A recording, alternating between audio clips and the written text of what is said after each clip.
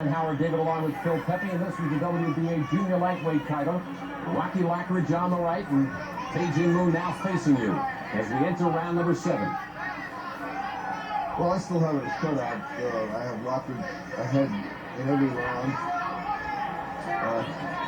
I think the time has come for Rocky to try to put his man away. There have been no knockdowns, and if he doesn't put him down, some people will begin to wonder whether Rocky's punch is not what it was. But last time he did knock Roger Mayweather out in one round.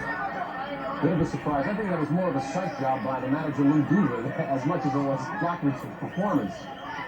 He told me Mayweather came into the ring with these dark glasses, and Duva said you might need those after this fight is over.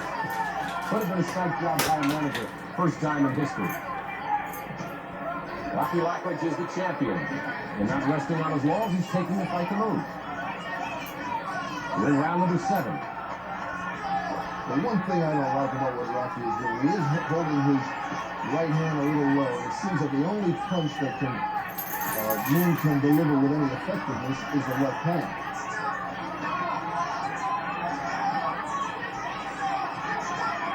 Lockridge's track record is he gets better as the fight goes on. And he's been looking very strong since round 2.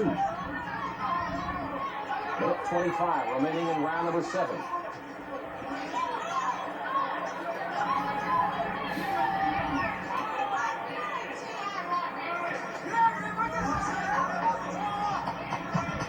Rockridge trying now to work back to the body and work inside. Started out that way, and now he seems to be going back. Well, he varies his attack. He'll go to the body and he'll go to the head. I'm sure that's got Moon a little bit confused. And Rocky has got terrific hand speed and beats his man to the punch.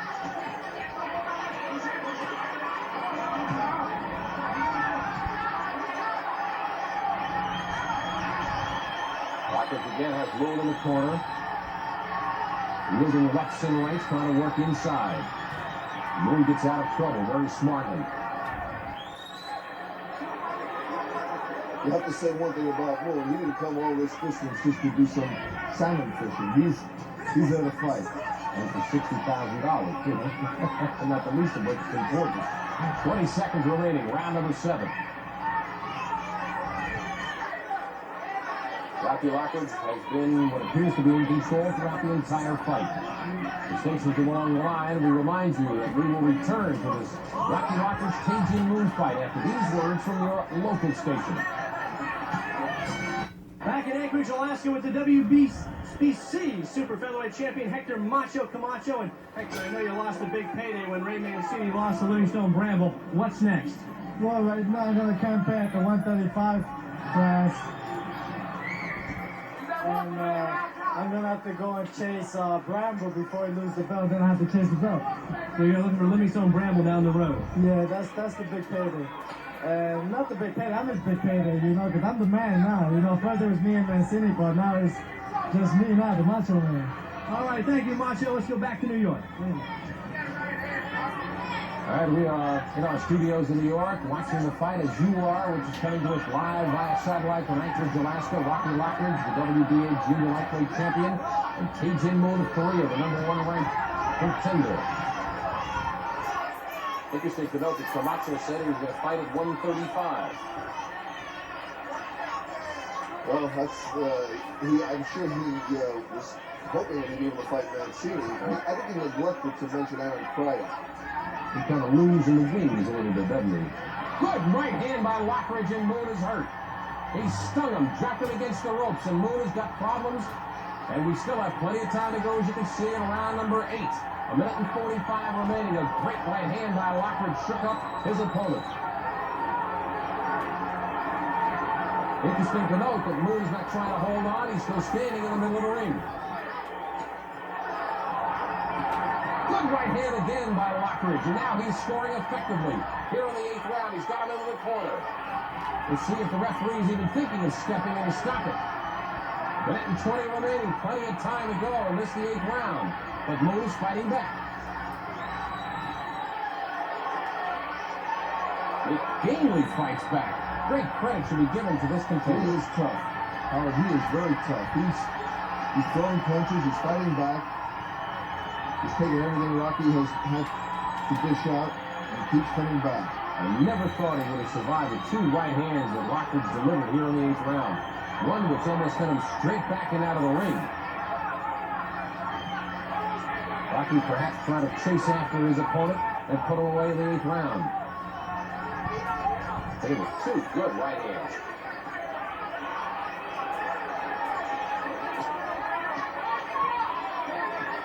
Uppercut by Lockridge scores with the left. Less than 30 seconds remaining in the 8th round. Now Moon trying to stay away from his opponent. I have a feeling the referee will not let it go on too much longer if Moon continues to put this corner. Since he is voting tonight, he knows, and I'm sure his scorecard is similar to ours, and he has Lockridge way ahead.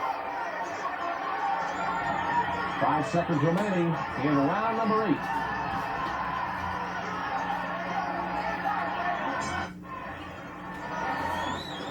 Pat Scanlon back in Anchorage, Alaska, and the crowd on its feet at the conclusion of that round. Rocky Lockridge able to score, being worked on, and Cajun Moon, you have to wonder, Howard and Phil, how long he's going to last. Well, thus far, Pat and Phil, you've got to give this man credit. He has taken all of what Lockridge has dished out, and the 8th round was Lockridge's best round of the fight. The two straight right hands, the first one which almost sent him completely out of the ring, and I can't believe he survived the round. Well, you do have to give him credit, Howard, but I think we've reached the point of the fight now where it would be almost impossible for Moon to win. He doesn't appear to have the kind of punching ability to take his man out, and I think he's too far behind in the fight to win a decision. Give him an A for effort, an A for courage, whatever you want to call it. Moxie. Tremendous effort by Moon to standing up to the power of Lockridge, because Rocky has delivered some telling blows. We are in the 9th round. They're scheduled to go 15, but I don't believe it will. But nevertheless, I didn't think that Moon would survive round number 8, and he did.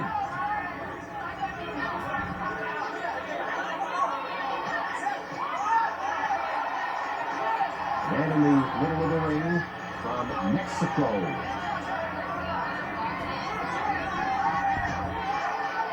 Referee is left on the line of Mexico. Louis Phil mentioned does have the ability to score the fight along with the two judges. Moon's best punch is his left hand, and Lockridge has taken several of them and hardly budged. So that's a good indication that the Korean is not a very, very good puncher. Kind of like a Jim Deegan, a good catcher but not a good hitter. He's going to date himself out. Well, Lockridge maybe feels, and maybe I said it prematurely a few rounds ago, he feels that Moon can't really hurt him that much. And he continues to bore in on Moon and throw lefts and rights, work to the body, come upstairs, hit him on the chin, and working himself very effectively. Obviously well drilled by his manager, Lou Duda. Let's face it, Rocky Lockridge has had this is his 37th fight in less than 7 years as a professional. It's a lot of activity. Moon hasn't fought since last August. Well, that's undoubtedly is a factor. That's a long time to go between fights, and it would make a man somewhat rusty. Rocky Lockridge, the WBA junior lightweight champion, looking to make his first defense a successful one. He is way ahead of scoring through the first 8 rounds. Moon would seem his only chance is to knock out Lockridge, and it's unlikely that will happen. So really, time is the only telling factor from here on out. Less than 30 seconds remaining in the 9th round. Yeah, the right hand just look right in there. The right hand. Good left by Lockridge, too, excuse me. Ref may step in any moment because Moon is not even trying to defend himself. Every now and again he comes up, but for the most part, Lockridge is just throwing him from the hip.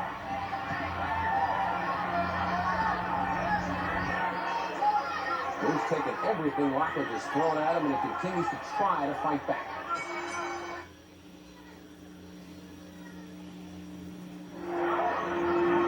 That beautiful piece of work belongs to Rocky Lockridge. That is the WBA junior lightweight title belt, which was carried into the ring for Lockridge by his friend and stablemate, Johnny Bumpus.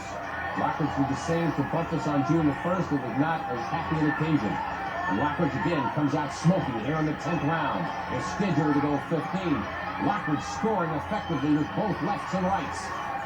At this point, Howard, as we go into the 10th round, and Lockridge has really inflicted considerable damage on him, but you have to begin to wonder why he's unable to put his man down. Now, is it because he's a little light at 127.5 pounds? Could be.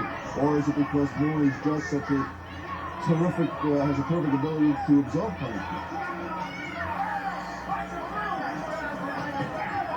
Good right scored by Lockridge. He missed that time with the right.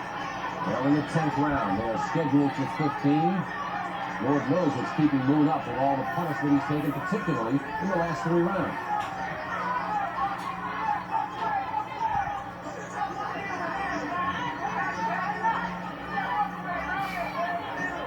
Maybe the gravity is different in the last. That's what's keeping him up. I don't know. We'll have to ask Pat Scanlon to get through the round and find out.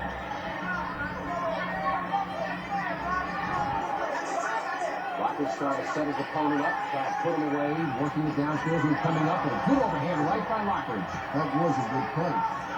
And a good right again by Lockridge, scoring at will. Moon is putting his head down and taking a pounding here in the 10th round. Referee may very well stop this here. 1:15 remaining. And yet Moon, every time you think he's going, he dances away. I think he almost has to step in at any moment now because there just seems no possible chance for Moon to win this fight. It's impossible. Lucky punch is one thing, but I don't believe he has any more strength. And Lockridge just keeps working upstairs, downstairs. Moon continues to fight back. Amazing.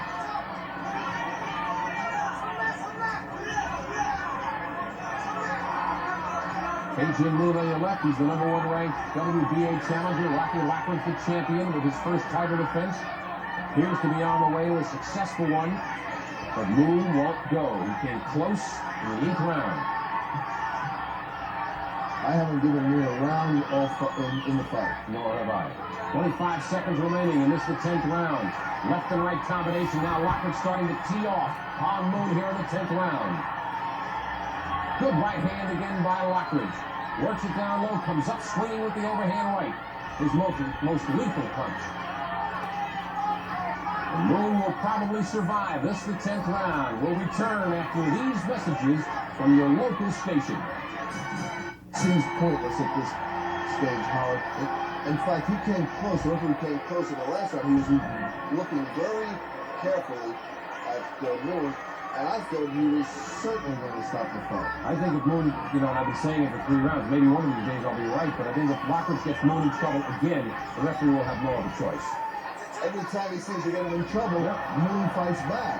Here comes Lockridge again on the attack. This may be the end, or nearing the end. Lockridge again, the same position. Team off at will, and that's all she wrote. Finally, the referee, Ernesto Manalo, makes the right decision. He has to stop the fight, and I didn't do the same to him. It should have been last round. Good call by the referee. I have to applaud his decision. Moon had absolutely nothing to gain anymore. He wasn't going to knock Lockridge out. Then Lockridge had already piled up so many points it was insurmountable. If anything, the referee might have been a little slow. They could have done it last round. You have to give that man a lot of credit. He is courageous.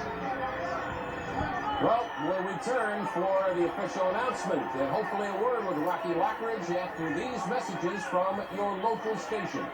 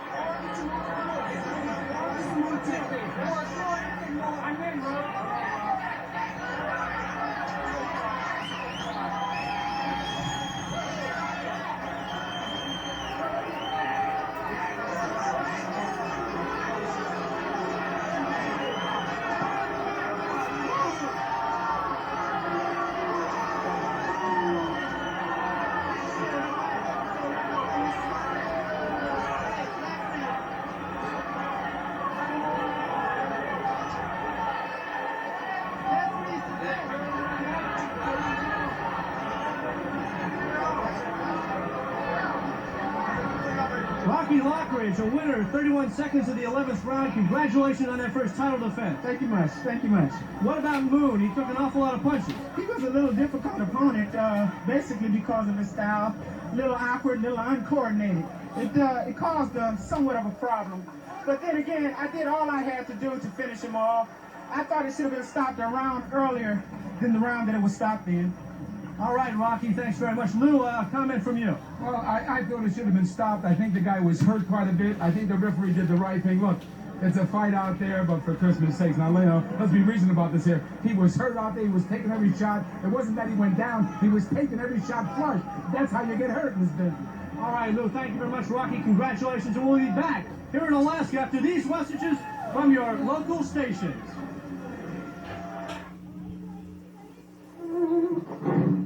Well, somebody's happy to be going to work. I love my job. I wish I could say that. Bob. I know. Look for a better job in The the National Business Employment Weekly. See? The best jobs available everywhere in the country.